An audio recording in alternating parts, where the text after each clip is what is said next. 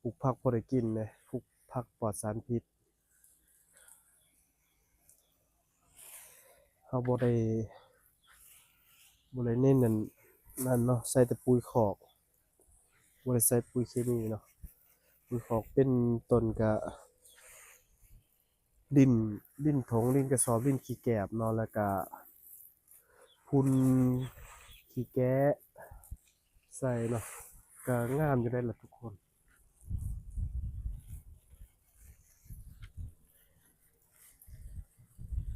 ไปไสสิเป็นหมากแล้วเนาะ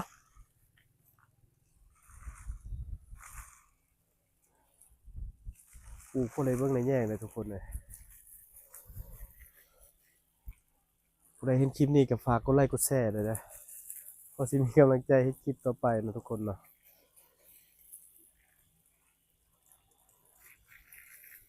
ไปพุ่นกินปลามาพี่กินข้าวฮักแพงกันไว้นะทุกคนเนาะ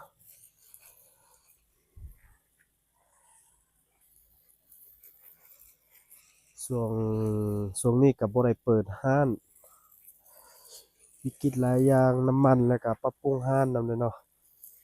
ก็เลยมีเวลาแหน่เฮ็ดคลิปปลูกผักพอได้กินนะบ่ได้ซื้อเขาวเจ้า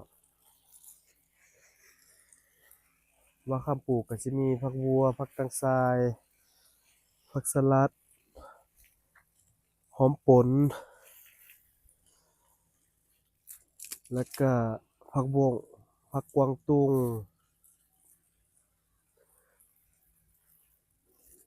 บ่มีเงินน้อยนะบ่ค่อยวาสนา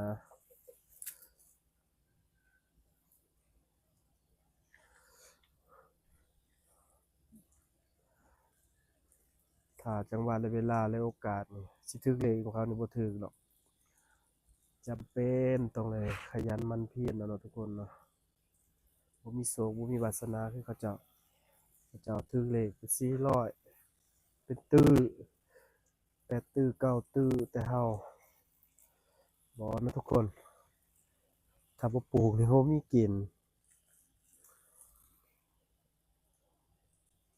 บ่าวค่ำนี่ก็เป็นไทเหนือเนาะแต่ว่าย้ายถิ่นฐานลงมาอยู่ใต้ไปตามเวียกตามงานมาอยู่พี่ก็ได้